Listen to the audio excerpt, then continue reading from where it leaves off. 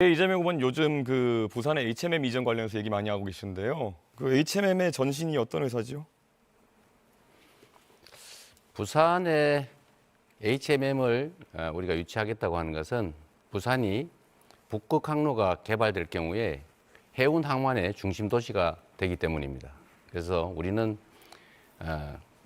해수부를 부산으로 옮기고 아니, HMM의 전신을 물었는데 왜 답변 안 하십니까? 그 규칙을 좀 지켜가시면 안 될까요? 제가 답변할 시간을 할애됐으면 제 답변할 때는 가만히 좀 계시면 안 되겠습니까? 질문에 답을 안 하고 엉뚱한 걸 하고 계시지 질문을 않겠습니까? 답을 하는 중이잖아요. 자꾸 이런 식으로 다른 사람 발언에 끼어들거나 규칙을 어기는 거는 좀 사회자께서 제지해 주시면 좋겠어요. 네, 정해진 답변을 원칙적으로 하지 않는 답변 것도 시간 제지해 주셔야 30초가 보장된다는 점은 아까 말씀드립니다. 15초 남았으니까 마저 할게요. 네.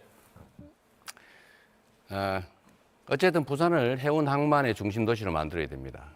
그리고 그 중에 해운 물류 회사를 부산으로 집중시키는 게 매우 도움이 된다. 그래서 HMM을 부산으로 보내겠다. 그리고 HMM은 현대상선이죠, 아마도.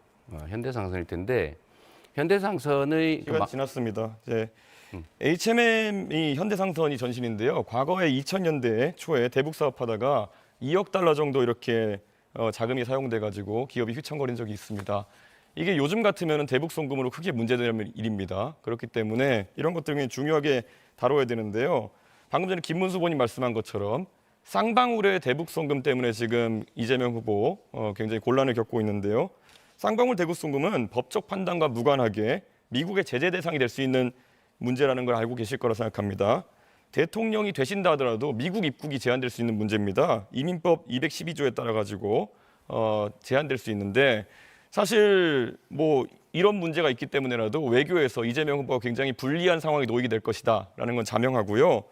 과거에도 국내 정당성이 부족한 지도자 같은 경우에는 대미 협상에서 고생을 하곤 했습니다. 특히 쿠데타로 집권했던 전두환 대통령 같은 경우에는 레이건 대통령 만나는 것도 힘들었고 만나서도 짧게 만나고 헤어지기도 했고 정당성을 인정받기 위해서 많은 양보를 했습니다. 핵무기 개발 포기하고 미국산 무기도 구입하고 국방과학연구소도 좀 축소하고 이렇게 했어야 되는데요.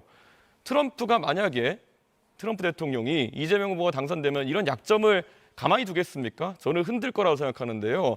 본인의 이런 여러 가지 사법 리스크 때문에 대한민국을 위기에 빠뜨렸어야 되겠습니까? 본인의 이런 문제들 다 해소해야 되는 거 아니겠습니까?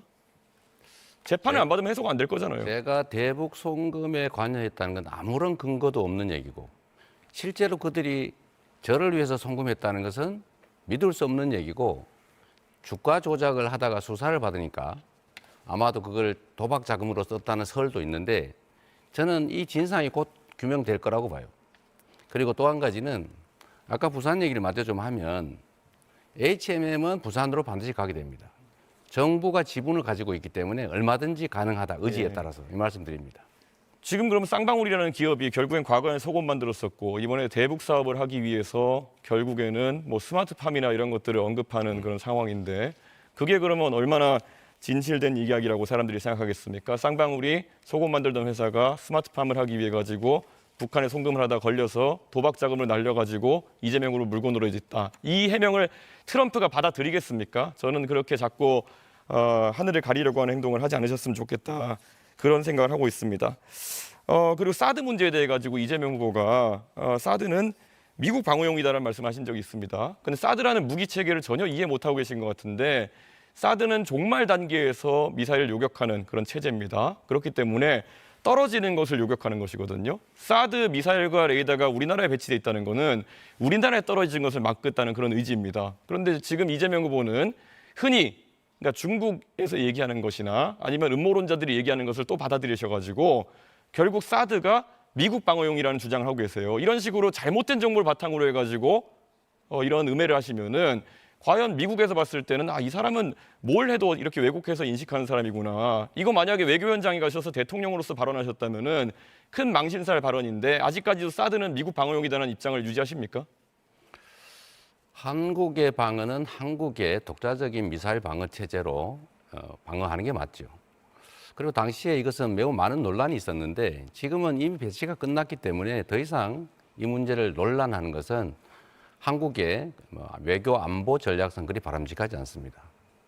굳이 과거 얘기를 조금 해본다면 그때 당시에는 예를 들면 이 고고도 미사일이기 때문에 굳이 북한이 그런 고고도 미사일을 쏘겠냐, 예, 알겠습니다. 그 필요하겠냐 이런 논란이 현실적으로 있었다. 제가 이재명 후보에게 답변을 이렇게 물어보면요, 꼭 물어본 거 빼고 답을 하십니다. 자기 하고 싶을 만한 하시는데 그러다 보니까 이재명 후보의 의사를 제가 한번 해석해서 이렇게 말씀드린 경우가 많은데요.